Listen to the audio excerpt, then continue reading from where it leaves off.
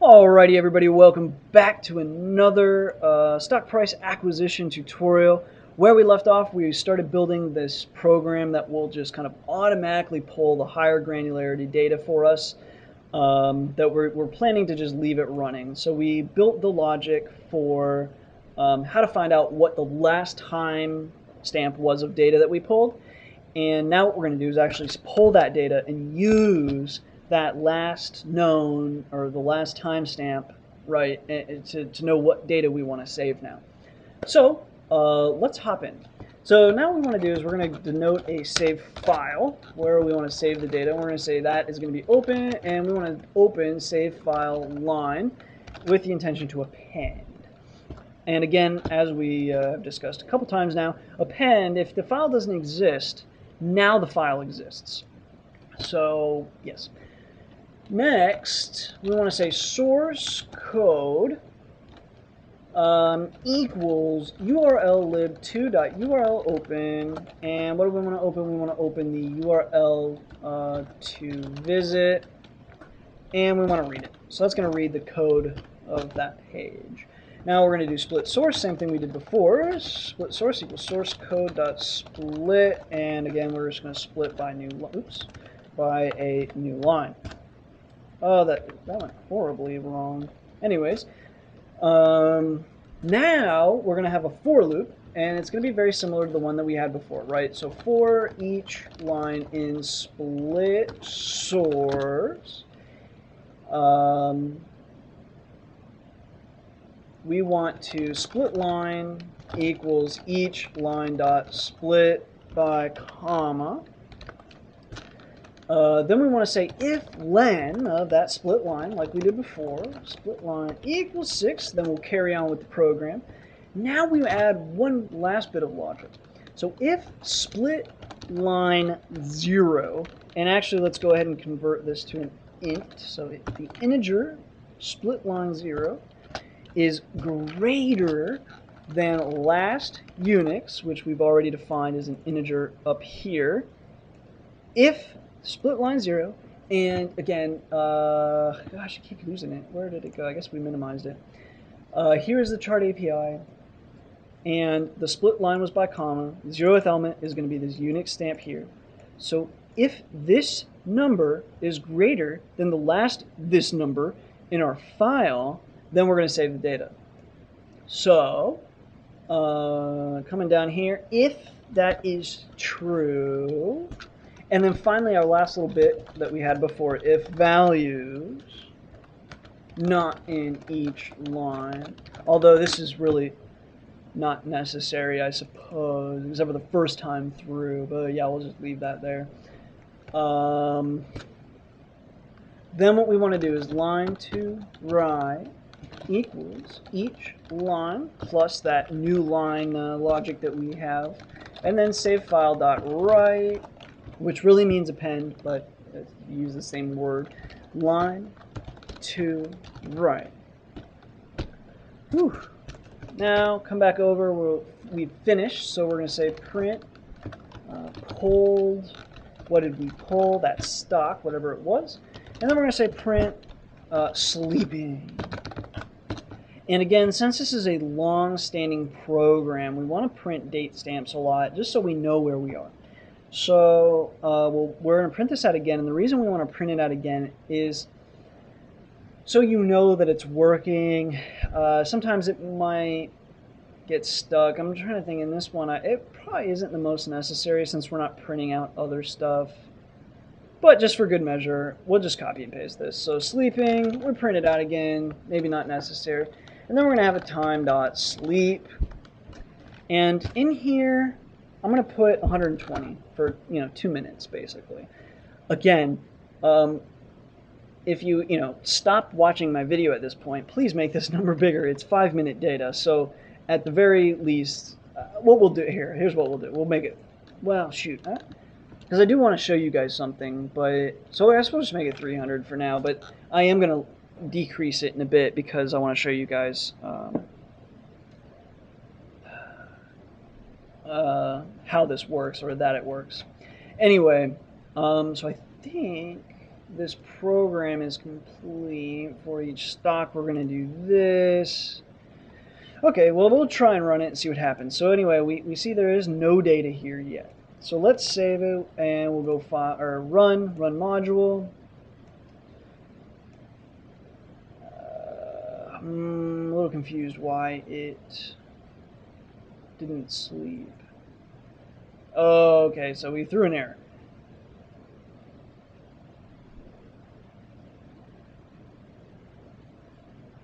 Okay, it's trying to convert that.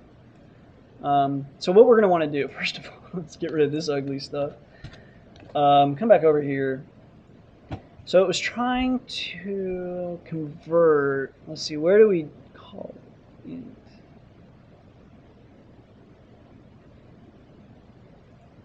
Well, okay, well, we'll stop trying to be perfect people. And let's just get rid of the int. I believe we can get rid of it, even though, in theory, it should make a string, but I think it might not. So let's just try it. So what we did was, just in case I went too quick through that, we converted this right here, split line 0. We did that before values as well. So we're just going to get rid of the integer conversion of split line 0, and then up here, most recent line. Well, this could stay int, probably, but we'll get rid of this too. So I think we actually might be able to get away with this. So save it. We'll move this over again. Let's go run module. Okay, it looks like it pulled the Apple. Let's see if we've got a file size. We don't really have a file size. Let's see. Well, we do have data there, so I think.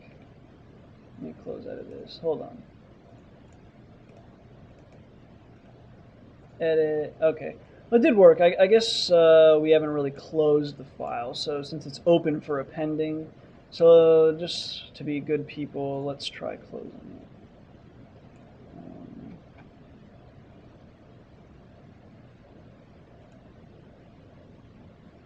So at the end of the for loop, let's try this. Save file.close. Let me close out of this. I'm hoping that this will update the size, because we can't edit it, but the file is locked right now. So I think we can append to it, but maybe not write to it. I don't know. And we certainly can't save it, so I bet we can't even delete it. Well, now we can. Oh, shoot. Yeah, see, so you get this thing that we've left it, in open. So I was hoping that would go away after we closed everything. Let me drag this over one last time. Let's try and run it again. Okay, so that time I did it because we added that close function here. So at the end of your for loop, come back over here. So after the for loop has completed, now we just want to do save file.close. That way the file is immediately accessible again. So because if you ran it on a loop, it might tell you that error, this program is locked, or this file is locked, which wouldn't really matter because it won't stay locked for more than usually like 5-10 minutes. But that's a bad way to code. So you do want to close it at the end of it. So okay. So now, if we open up our Apple, and the data was there before, but you can always tell, like, if this number here doesn't go up, then it hasn't properly been closed and saved yet. So just a quick aside. So anyways, here is our data. And as we can see, this is what we're expecting it to look like. It is the Unix timestamp and so on. And if we scroll down, we see that we actually got 367 lines. Now, say we want to run this file or this program again. So we'll run it again. It'll visit for Apple again. And now you see it's done that. It's sleeping. And if we open up this file again, and we come down to the bottom here again. Oh, let's see what happened here. Is it just really long? I have to look into why this happened as well. It's interesting. It's very odd. I think this was probably due to our little failure earlier. Let me clear out this file. Let's see if that happens again. Close. So we'll just run it in here. Let's see if that happened again. Okay, that didn't happen again, so that's good. I'm not. It probably happened in our little error, or our poor programming.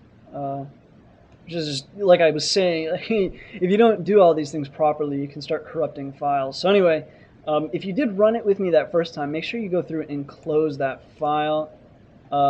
Make sure you add this, and then go ahead and delete the file and run it one more time. So now let me show you guys, truthfully. So we've left this file right in intact, and now let's run this module one more time. So we ran it again, it's sleeping, and let's see, because it was like 360 something lines. So as you can see, we didn't add anything to it because it looked to make sure that it, see if there was any new data. So now what happens if we say, like this goes to 367, let's just delete some lines. Let's delete down to 267. Make sure you have an empty line here, otherwise it's going to append to it. And the only reason we're showing, if you want to follow along, go ahead. The only reason I'm showing you guys this is to show you that the logic does indeed work. So anyway, save the file. We'll exit it. So as you can see, it's even a smaller file size. Now it's only 15. Close out of this, and let's run the file again. You should see it go up to 20 gig or 20 kilobytes again, or now it's 23. Anyway, edit it, and then we scroll down. And we see that, wow, we got a lot of extra lines. No bueno. I don't even know what happened here. Our file ended up corrupted again. The only thing I can think of is possibly we are throwing an error in our poorly made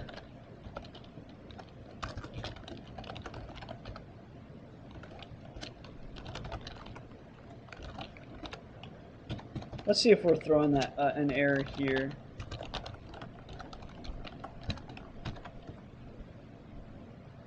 Nope. Huh.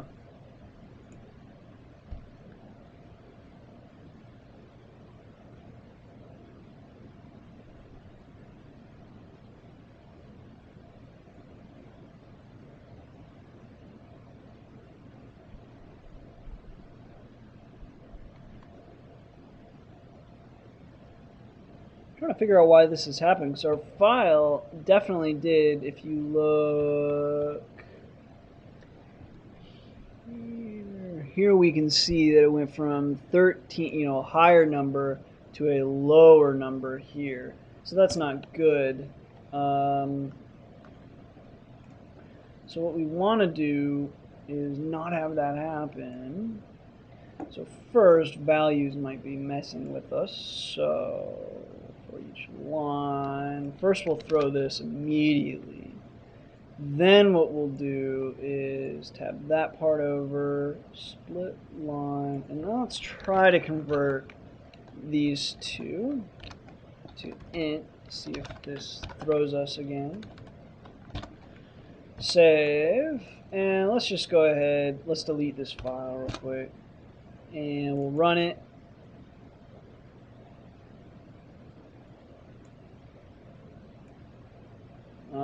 Oh, it's throwing us that error that we built in real quick.